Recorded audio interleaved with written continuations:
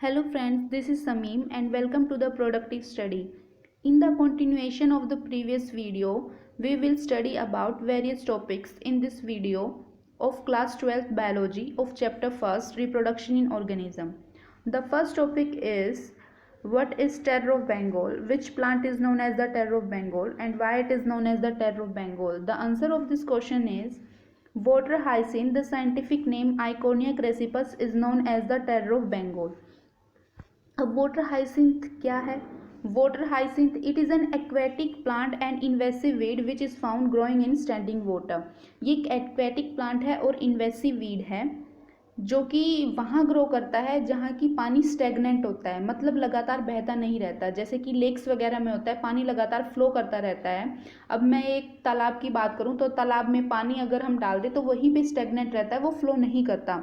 तो ऐसे तालाब्स वगैरह में या ऐसे स्टेगनेंट वाटर में ये वाटर हाइसिंथ ग्रो करता है. अब बात आती है कि जो इन्वेसिव वीड है, वाटर हाइसिंथ हमने बोला कि एक इन्वेसिव वीड है. अब इन्वेसिव वीड क्या होता है?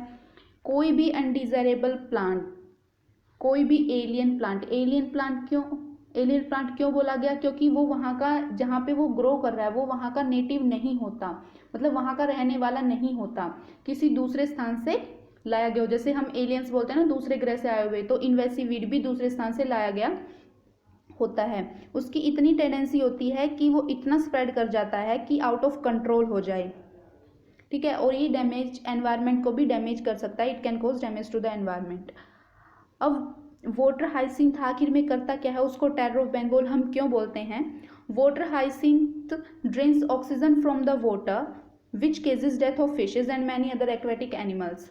ये वाटर हाइसिंथ पानी के सरफेस के ऊपर ग्रो करता है और ये इतना फैल जाता है कि इसको कंट्रोल कर पाना मुश्किल हो जाता है. ये क्या करता है? ये ऑक्सीजन लेता है पानी से. इसने पानी से ऑक्सीजन लेना स्टार्ट कर दिया तो क्या होगा? जो एक्वेटिक एनिमल्स वगैरह होंगे उनके लिए ऑक्सीजन की स्कार्सिटी हो जाएगी. पानी में उनके लिए ऑक्सीजन रहेगा ही नहीं. तो जब वो रेस्पायर ही नहीं कर पाएंगे तो वो सर्वाइव कैसे करेंगे? ठीक है, तो इसकी वजह से उनकी डेथ हो जाती है. अब हम जानते हैं कि जो बंगाल होता है, बंगाल में सबसे ज़्यादा फिश खाई जाती है, उसे एक सप्लीमेंट फूड के तौर पे माना जाता है. तो अब फिश की डेथ होना स्टार्ट हो गई और इसकी जो डेथ हुई, इसकी जो फिश की कमी हुई, जो फिश की स्कार्सिटी हुई, किसकी वजह से हुई? वो वाटर हाइसिंथ की वजह से हुई. तो उसको हमने टेरर ऑफ बंगाल बोल दिया. ठीक है, अब बात आती है कि जो ये वाटर हाइसिंथ है उसको इंडिया में इंट्रोड्यूस कैसे किया गया, उसको इंडिया में लाया क्यों गया. It is interesting to note that this plant is introduced in India because of its beautiful flowers and shape of the leaves. इसके beautiful flowers की वजह से, you can see in this picture the beautiful flowers of the water hyacinth, the leaves of the water hyacinth. This seems attractive. ठीक है, तो इसके beautiful flowers की वजह से, इसके लीव्स की वजह से इसको इंडिया में इंट्रोड्यूस किया गया. लेकिन as we know that it can reproduce vegetatively. तो इसने वेजिटेटिवली इतना रिप्रोड्यूस करना स्टार्ट कर दिया कि ये इतना फैल गया कि इस पे कंट्रोल पाना मुश्किल हो गया and it is very difficult to get rid of them. ठीक है, you can see in this picture that water hyacinth, the spread of the water hyacinth. Now the next topic is what is sexual reproduction. अब हमने previous video में पढ़ा था कि जो sexual reproduction होता है ये एक ऐसे टाइप का रिप्रोडक्शन होता है in which the two sexes और the two opposite parents are involve. What is the male and another is the female. अब it also involve the fusion of the gametes. Fusion of the gametes is known as the fertilization. ठीक है, अब क्या होता है कि अब जो मेल और जो फीमेल गैमेट होता है या तो वो सेम इंडिविजुअल से प्रोड्यूस होता है या उसको सेम ऑर्गेनिज्म प्रोड्यूस कराता है. अगर उसको एक ही ऑर्गेनिज्म प्रोड्यूस करा रहा है तो उस ऑर्गेनिज्म को हम बाइसेक्सुअल और मोनोशियस बोलेंगे. बाइसेक्सुअल मतलब उस ऑर्गेनिज्म के पास दोनों सेक्सेस हैं, मेल भी है और फीमेल भी है. फॉर एग्जाम्पल हमने बहुत सारे फ्लावर्स को देखा होगा, बहुत सारे प्लांट्स ऐसे होते हैं जो ऐसे फ्लावर्स प्रोड्यूस कराते हैं जिनमें स्टिग्मा स्टाइल ओवरी, ये पिस्टिल होती है जिसको हम फीमेल पार्ट बोलते हैं, और ये स्टेमन होता है जी, जैसे ये पोलन ग्रेन एंथर से निकलते हैं. ये फिलामेंट होता है। तो ये जो स्टेमन होता है और जो ये पिस्टिल होती है, pistil is the female part and स्टेमन is the male part, वो एक ही फ्लावर में होते हैं, ठीक है। तो क्या होता है कि जो मेल गैमेट हो गया, अब जो मेल गैमेट हो गया that is the pollen grain, and the female gamete क्या होता है दैट इज ओवम और द एग, वो एक ही फ्लावर प्रोड्यूस कराता है। तो ऐसे प्लांट को हमने क्या बोल दिया, बाइसेक्सुअल। बाइसेक्सुअल मतलब जिसमें दोनों सेक्सेस प्रेजेंट हो। अब जो ये गैमेट्स हैं ये दो डिफरेंट इंडिविजुअल से भी आ सकते हैं।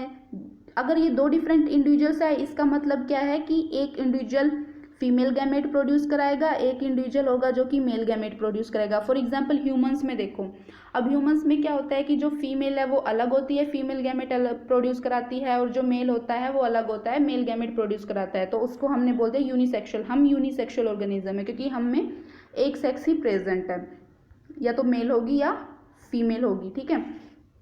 और यूनिसेक्सुअल ऑर्गेनिज्म को हम डायशियस भी बोलते हैं, और बाइसेक्सुअल ऑर्गेनिज्म को हम मोनोशियस भी बोलते हैं। ये याद करने का तरीका है, जैसे डी यू याद कर लो, D U dioecious means unisexual, मैंने इसे याद किया था, आप अपने तरीके से याद कर सकते हो, ठीक है। अब इस पिक्चर में देखते हैं कि जो ये यहाँ पे ये प्रोसेस दिखा रखे सेक्सुअल फर्टिलाइजेशन की। अब क्या होता है कि ये मेल है, ये फीमेल है। अब इसने अपना ये स्पर्म प्रोड्यूस कराया, इसको बोलते हैं मेल गैमेट। इसने ये अपना ओवम प्रोड्यूस कराया, ये हो गया फीमेल गैमेट, ठीक है। अब क्या हुआ, अब मेल गैमेट यहाँ से आया, फीमेल गैमेट यहाँ से आया, इन्होंने की फर्टिलाइजेशन, मतलब मिक्सिंग हो गई इन दोनों गैमेट्स की। इन दोनों जो गैमेट्स की जो न्यूक्लियाई थी वो आपस में फ्यूज हुई, ये न्यूक्लियाई। अब इससे क्या हुआ, इससे बना, अब ये जो गैमेट था ये हैप्लॉइड था, एन, अब जो ये जाइगोट बना ये क्या हो गया, डिप्लॉइड, क्योंकि एन यहाँ से आया, हैप्लॉइड नंबर ऑफ क्रोमोसोम यहाँ से आए, हैप्लॉइड नंबर ऑफ क्रोमोसोम्स यहाँ से आए, तो जाइगोट हो गया, वो डिप्लॉइड हो गया, 2n हो गया, ठीक है। अब इसके बाद क्या होगा कि जाइगोट के बाद एम्ब्रियो बनेगा। अब एम्ब्रियो क्या करेगा, वो फुली ऑफस्प्रिंग को गिव राइज कर देगा, फुली ऑर्गेनिज्म बना देगा, ठीक है। अगर मैं सेक्सुअल रिप्रोडक्शन की बात करूं तो it is an elaborate, complex and slow process as compare to the asexual reproduction. अब इलेबोरेट कैसे है, अब एसेक्सुअल रिप्रोडक्शन में होता क्या है, एसेक्सुअल रिप्रोडक्शन एक सिंपल सी प्रोसेस है और एक फास्ट प्रोसेस है। एक ऑर्गेनिज्म हुआ, उसमें सेल डिवीजन हुआ, सेल डिवीजन ही रिप्रोडक्शन का माध्यम होता है एसेक्सुअल रिप्रोडक्शन में। जैसे हमने बाइनरी फिजन देखा था, एक सेल ने डिवाइड किया, डिवाइड करके दूसरी अपनी डॉटर सेल बना दी, ठीक है। लेकिन सेक्सुअल रिप्रोडक्शन में क्या होगा, पहले गैमेट्स बनेंगे, फिर उनकी मेटिंग होगी, फिर फर्टिलाइजेशन होगी, फ्यूज़न होगा, उसके बाद जाइगोट बनेगा, जाइगोट से एम्ब्रियो बनेगा, उसके बाद नया ऑफस्प्रिंग बनेगा। तो ये बहुत ही कॉम्प्लेक्स और बहुत ही स्लो प्रोसेस है, ठीक है। अब बात करते हैं कि कोई भी ऑर्गेनिज्म है, जैसे कि हम हैं या कोई भी दूसरा लिविंग ऑर्गेनिज्म हुआ, उसकी जो लाइफ होती है उसमें 3 फेसेस होते हैं। फर्स्ट जुवेनाइल फेस, अगर मैं एनिमल के केस में बात करूं, लेकिन अगर मैं प्लांट के केस में बात करूं, इस जुवेनाइल फेस को हम वेजिटेटिव फेस बोलते हैं। And the second is the reproductive face and third is the senescent face. अब मैं जुवेनाइल फेस की अगर मैं बात करूं तो ये एक ऐसा पीरियड होता है जिसमें जो ऑर्गेनिज्म ग्रो करता है सेक्सुअल मैच्योरिटी को अटेन करने के लिए, कि वो सेक्सुअली इतना मैच्योर हो जाए कि वो रिप्रोड्यूस कर सके। अब उसको सेक्सुअल मैच्योरिटी अटेन करने में कुछ टाइम तो चाहिए, कुछ ग्रोथ एंड डेवलपमेंट होती है, उसके बाद ही वो सेक्सुअल मैच्योरिटी को अटेन कर पाता है। उस पीरियड को हम जुवेनाइल फेज बोलते हैं। और अगर प्लांट्स हो गया तो प्लांट्स के केस में हम उसको वेजिटेटिव फेज बोलते हैं। अब जो ये जुवेनाइल फेस या वेजिटेटिव फेस है, ये वेरिएबल ड्यूरेशन होता है डिफरेंट ऑर्गेनिज्म में, मतलब जो डिफरेंट ऑर्गेनिज्म हुए उसमें अलग अलग टाइम पीरियड का ये जुवेनाइल फेस होता है। अब जैसे अब बात आती है रिप्रोडक्टिव फेस। अब रिप्रोडक्टिव फेस क्या होता है, रिप्रोडक्टिव फेस जैसे ही हमारा जुवेनाइल फेस एंड होगा हम रिप्रोडक्टिव फेस में एंटर कर जाते हैं। अब the end of the juvenile phase is denoted by the flowering in the plants and some morphological physiological changes in animals and other organism. अब बात आती है कि हमारा जुवेनाइल फेस है, अब हम कैसे मानेंगे कि जो हमारा जुवेनाइल फेस है, हमें कैसे पता चलेगा कि वो एंड हो चुका है किसी प्लांट में या किसी एनिमल में और उसका रिप्रोडक्टिव फेस स्टार्ट हो जाता है। अब प्लांट है, प्लांट ने पहले ग्रोथ एंड डेवलपमेंट की। अब जब हम सीड को बोते हैं, सोइल में उगाते हैं, तो क्या होता है कि जो प्लांट है पहले वो ग्रो करता है, कुछ टाइम पीरियड के बाद वो फ्लावर करना स्टार्ट करता है। तो द टाइम पीरियड जब हमने उसको ग्रो किया था सॉइल में और जब उसने फ्लावर करना स्टार्ट किया, तो उसके बीच का जो टाइम पीरियड है उसको तो हमने जुवेनाइल फेज बोल दिया। जैसे ही उस पर फर्स्ट बार फ्लावर आया, जैसे ही उसने फ्लावर करना स्टार्ट किया, वो बिगनिंग हो गई वहीं से उसकी रिप्रोडक्टिव फेज की। अब रिप्रोडक्टिव फेज की बिगनिंग कैसे हुई? क्योंकि वो उस टाइम पे रिप्रोडक्टिवली एक्टिव है, वो रिप्रोडक्शन कर सकता है, क्योंकि उसका जो फ्लावर है उसमें ही फीमेल और मेल पार्ट प्रेजेंट है, जिससे गैमेट्स प्रोड्यूस होके वो फर्टिलाइजेशन करके एक नया ऑर्गेनिज्म बना सकते हैं। ठीक है, अगर मैं एनिमल्स की बात करूं, मतलब अगर ह्यूमंस की बात करूं, तो ह्यूमंस में कैसे पता चलेगा कि जुवेनाइल फेज एंड हो गया और रिप्रोडक्टिव फेज आ गया? जैसे फीमेल्स है, फीमेल्स में 13-14 साल की उम्र में पीरियड्स हो जाते हैं। तो जब हमारे पीरियड्स होते हैं, जब हमारा फर्स्ट बार पीरियड्स हुआ, the initiation of the period menstrual cycle और द पीरियड्स इज मिनार्की, तो उसमें हम रिप्रोडक्टिव फेज में एंटर कर चुके होते हैं, क्योंकि हम रिप्रोडक्टिवली एक्टिव हो चुके होते हैं। और उसके जो पहले का पीरियड होगा उसको हम जुवेनाइल फेज बोलेंगे, क्योंकि उस टाइम हमने अपनी बॉडी को ग्रो किया, हमारी बॉडी ग्रोथ हुई, हमारी डेवलपमेंट हुई हमारे अंदर to attain the sexual maturity को हम अटेन कर सके। ठीक है, अब जो जुवेनाइल फेज है और जो रिप्रोडक्टिव फेज है वो वेरिएबल ड्यूरेशन का होता है डिफरेंट प्लांट्स या डिफरेंट ऑर्गेनिजम्स में। अगर हम बात करें कैसे होता है, जैसे हम हैं, जैसे फीमेल्स वगैरह हैं, उनमें अगर मैं जुवेनाइल फेज की बात करूँ तो कब तक होता है? वो 1 साल से 12 साल तक हो सकता है, क्योंकि उस टाइम ही हम ग्रोथ और मैच्योरिटी करते हैं। उसके बाद तो पीरियड्स की जब इनिशिएशन हो जाती है तो हम रिप्रोडक्टिवली एक्टिव हो जाते हैं। ठीक है, उसके बाद जो बाकी जैसे स्पीशीज टू स्पीशीज प्लांट्स में वेरी करता है कि कुछ प्लांट का जो लाइफ स्पैन होता है वो होता ही 2 ईयर्स का है, कुछ प्लांट्स का लाइफ स्पैन 6 मंथ्स का होता है। तो उनमें जो जुवेनाइल फेज है, जो उनमें ग्रोथ एंड डेवलपमेंट का फेज है, वो मे बी 1 मंथ हो सकता है, 2 मंथ हो सकता है। और जिनका 2 साल लाइफ स्पैन होता है वो उनका जो जुवेनाइल फेज है वो 1 मंथ का हो सकता है। तो उनका जो रिप्रोडक्टिव फेज है वो भी बेसिकली 1 मंथ का हो सकता है या 1 साल का हो सकता है, कुछ भी वेरिएबल इनमें हो सकता है। ठीक है, उसके बाद अगर हम बात करें कि जो रिप्रोडक्टिव फेज है, during the reproductive phase the females of the placental mammals exhibit cyclic changes in the activities of the ovaries and the accessory ducts as well as hormones. अब क्या होता है कि जब जैसे हम रिप्रोडक्टिव फेज में एंटर कर जाते हैं, जो प्लेसेंटल जो मैमल्स होते हैं उनकी जो फीमेल्स होती है, प्लेसेंटल मैमल्स कौन से होते हैं कि जिनके पास प्लेसेंटा होती है। प्लेसेंटा क्या होती है कि जो फूड एंड न्यूरिशमेंट देती है जब हम प्रेग्नेंट हो जाते हैं या जब हमारे पेट में बेबी होता है, तो वो फूड एंड न्यूरिशमेंट देती है उस बेबी को ताकि वो ग्रोथ एंड डेवलपमेंट कर सके। अब ऐसे मैमल्स जिनके पास प्लेसेंटा होती है वो कुछ साइक्लिक चेंजेस करते हैं, उनकी ओवरी में, उनकी एसेसरी डक्ट्स में कुछ साइक्लिक चेंजेस होते हैं। ठीक है, अगर मैं नॉन प्राइमेट्स मैमल्स की बात करूँ, नॉन प्राइमेट्स मैमल्स कौन से? जैसे काऊ हो गया, शीप हो गया, रेट्स हो गया, डियर, डॉग्स, टाइगर्स वगैरह, इन साइक्लिक चेंजेस को हमने ओस्ट्रस साइकिल बोल दिया। अब प्राइमेट्स सब मैमल्स की अगर मैं बात करूं, जैसे मंकी, एप्स, ह्यूमंस हो गया, इन साइक्लिक चेंजेस को हमने मेंस्ट्रुअल साइकिल बोल दिया। जैसे हमें मेंस्ट्रुअल साइकिल आता है, जब हमें पहला मेंस्ट्रुअल साइकिल आता है वो तो बिगनिंग होती है हमारी रिप्रोडक्टिव फेज की, और जब वो मेंस्ट्रुअल साइकिल जो हमारा पूरा रिप्रोडक्टिव फेज होता है तो उसके दौरान ये मेंस्ट्रुअल साइकिल चलता रहता है। प्राइमेट्स मैमल्स में मतलब हम में ये मेंस्ट्रुअल साइकिल कहलाता है, और जो अगर नॉन प्राइमेट्स मैमल्स हो गए उनमें ये ओस्ट्रस साइकिल कहलाता है, जो कि पूरे रिप्रोडक्टिव फेज में चलता रहता है। अब हम ब्रीडर्स की बात करते हैं। ब्रीडर्स आखिर में होते क्या है? ब्रीडर्स आर द ऑर्गेनिजम्स जो मेट करते हैं और अपने ऑर्गेनिज्म को रिप्रोड्यूस करते हैं। ठीक है, अब ये 2 टाइप्स के होते हैं, first is seasonal breeder and second is continuous breeder. अब हमें सीजनल ब्रीडर्स, अब हमें इस टर्म से पता लग ही रहा है कि वो सीजनल ब्रीडर है, मतलब वो सीजन के अकॉर्डिंग ब्रीड करते हैं, मतलब वो अपने रिप्रोडक्टिव जो उनका फुली जो रिप्रोडक्टिव फेज होता है वो उसमें एक्टिव नहीं होते। कुछ ऐसे होते हैं कि जब हम बोलते हैं ना कि कुछ बर्ड्स होते हैं जो कि उनका जो स्पेसिफिक फेवरेबल जब सीजन आएगा वो उसी में ब्रीड करेंगे या उसी में एग देंगे।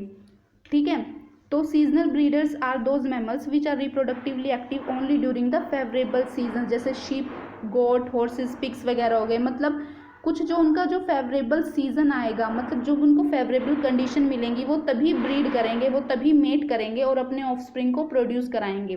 ठीक है। अगर हम कॉन्टिन्यूस ब्रीडर्स की बात करें तो कॉन्टिन्यूस ब्रीडर्स ऐसे ब्रीडर्स होते हैं जो रिप्रोडक्टिवली एक्टिव होते हैं अपने पूरे रिप्रोडक्टिव फेज के दौरान, जैसे कि ह्यूमन बींग्स हो गए। अब ह्यूमन बींग्स में जब एक बार रिप्रोडक्टिव फेज इनिशिएट हो जाता है, उसके बाद वो अपने पूरे रिप्रोडक्टिव, जब तक उनका रिप्रोडक्टिव फेज एंड नहीं होता तब तक वो मेट कर सकते हैं। मतलब उनमें कोई फेवरेबल कंडीशन नहीं चाहिए, कोई सीजन नहीं चाहिए कि वो मेट करें या अपने ऑफस्प्रिंग को प्रोड्यूस कराएं। वो अपने ड्यूरिंग द रिप्रोडक्टिव फेज वो मेट कर सकते हैं और अपने ऑफस्प्रिंग को प्रोड्यूस करा सकते हैं। ठीक है। अब बात आती है कि जो सेनिसेंट फेज है, सेनिसेंट फेज, अब हमने जोनाइल फेज पढ़ा, जोनाइल फेज के बाद रिप्रोडक्टिव फेज आता है, रिप्रोडक्टिव फेज के बाद क्या आता है, सेनिसेंट फेज आता है। अब सेनिसेंट फेज क्या होता है, जब हमारा रिप्रोडक्टिव फेज एंड हो जाता है उसके बाद हमारा सेनिसेंट फेज शुरू हो जाता है, एंड इट इज़ द, ये एक लास्ट फेज होता है लाइफ स्पेन का, जिसके बाद हमारी डेथ हो जाती है। ठीक है। जैसे हम बोलते हैं कि जो फीमेल्स वगैरह होती हैं उनमें जो रिप्रोडक्टिव फेज है, मतलब जो हमारे मेंस्ट्रुअल साइकिल हैं वो 45 के बाद एंड हो जाते हैं, 45 के बाद नहीं आते। तो उसका क्या मीनिंग है कि उस टाइम पे हमारा जो रिप्रोडक्टिव फेज है वो एंड हो चुका है 45 के बाद, उसके बाद हमारा सेनिसेंट फेज स्टार्ट हो चुका है। जब हमारा सेनिसेंट फेज स्टार्ट होता है उस टाइम पे क्या होता है कि उस टाइम पे देखा होगा कि हम बूढ़े हो जाते हैं, बूढ़े हो गए और जो हमारा मेटाबॉलिज्म है बिकम स्लो हो जाता है। मतलब हमारी पाचन शक्ति, जैसे बूढ़ों को कितनी प्रॉब्लम होती है, उनकी पाचन शक्ति, उनके जो बोन्स वगैरह होते हैं उनमें दर्द होने लग जाता है, उनकी जो स्किन होती है उनमें झुर्रियाँ आने लग जाती हैं, उनकी स्किन इकट्ठा होने लग जाती है, और मतलब वो कुछ भी खाते हैं तो वो उसको पचा नहीं सकते। ठीक है। उनको बहुत बीमारियाँ होना स्टार्ट हो जाती है और अल्टीमेटली बाद में डेथ हो जाती है। ठीक है। तो इस पिक्चर में हम देख सकते हैं कि जो वेजिटेटिव फेस, देखो ये जो प्लांट है इसका जो वेजिटेटिव फेस ये है, पहले वो ग्रोथ कर रहा है, सीड को हमने बोया, प्लांट ने ग्रोथ करना स्टार्ट किया। अब जब वो रिप्रोडक्टिव फेस में एंटर करेगा, जब वो फर्स्ट टाइम फ्लावर करेगा तो उसने, हम मान लेंगे कि उसने रिप्रोडक्टिव फेस में एंटर कर दिया। अब ये क्या करेगा, अब ये मतलब मेल गैमेट होंगे, फीमेल गैमेट होंगे, ये फर्टिलाइजेशन करेंगे, मतलब ये सेक्सुअल रिप्रोडक्शन करेगा या ए सेक्सुअल रिप्रोडक्शन करेगा, कुछ भी कर सकता है। ठीक है। फिर उसके बाद क्या होगा कि कुछ टाइम बाद क्या होगा कि जब इसकी लाइफ स्पेन पूरा होना स्टार्ट हो जाएगा, जब ये लाइफ स्पेन के एंड में होना स्टार्ट हो जाएगा तो इसके जो पत्ते वगैरह हैं वो सारे झड़ जाएंगे और जो इसकी ब्रांचेज है वो भी टूटना स्टार्ट हो जाएगी, अल्टीमेटली इस प्लांट की डेथ हो जाएगी। ठीक है। अब कई तरीके के प्लांट होते हैं, जैसे कुछ एनुअल प्लांट्स होते हैं, बाइनियल प्लांट्स होते हैं, पेरिनियल प्लांट्स होते हैं। अब ये एनुअल प्लांट्स कौन से होते हैं, एनुअल प्लांट्स वो प्लांट्स होते हैं जिनका जो लाइफ साइकिल होता है वो 1 सीजन का होता है या लेस देन 1 ईयर का होता है। जैसे हमने देखा होगा कि जैसे राइस वगैरह होते हैं, वीट वगैरह, हम बोलते हैं ना कि राइस, हम 6 महीने राइस बोते हैं और 6 महीने वीट बोते हैं, तो जो उनका लाइफ स्पैन है वो 6 मंथ में ही कंप्लीट हो जाता है। तो ऐसे प्लांट को हम एनुअल प्लांट बोलते हैं। और बाइनियल प्लांट्स होते हैं जिनका जो लाइफ स्पैन होता है वो 2 ईयर्स का होता है। जैसे कैरेट हो गया, रेडिश हो गया, कैबेज हो गया। ये क्या करेंगे कि जैसे हमने पहले कैरेट बोई, कैरेट को हमने निकाले, लेकिन इसके जो जब अनफेवरेबल कंडीशंस होंगी तो वो अपने कैरेट या रेडिश नहीं उगेंगी, लेकिन जब फेवरेबल कंडीशन आ जाएंगी तो वो दोबारा उगना स्टार्ट कर देंगी। ठीक है। तो उनका लाइफ स्पैन 2 ईयर्स का होता है। अब मैं पेरिनियल प्लांट्स की अगर बात करूं तो पेरिनियल प्लांट्स का जो लाइफ स्पैन होता है वो मोर देन 2 ईयर्स का होता है। जैसे मैंगो हो गया, जैसे मैंगो का प्लांट हो गया, जब उनका सीजन आएगा मैंगो का तो वो मैंगो प्रोड्यूस कराएंगे और फिर बाद में फ्रूट्स नहीं होंगे, जब सीजन आएगा वो दोबारा फिर फ्रूट प्रोड्यूस कराएंगे। लेकिन जो वो प्लांट है वो तो वैसे का वैसे ही खड़ा रहेगा, उसकी तो डेथ नहीं होगी ना, तो उसका जो लाइफ स्पैन है वो मोर देन 2 ईयर्स का। जैसे बलबेरी हो गया या एप्पल वगैरह हो गया, स्ट्रॉबेरी वगैरह हो गया। ठीक है।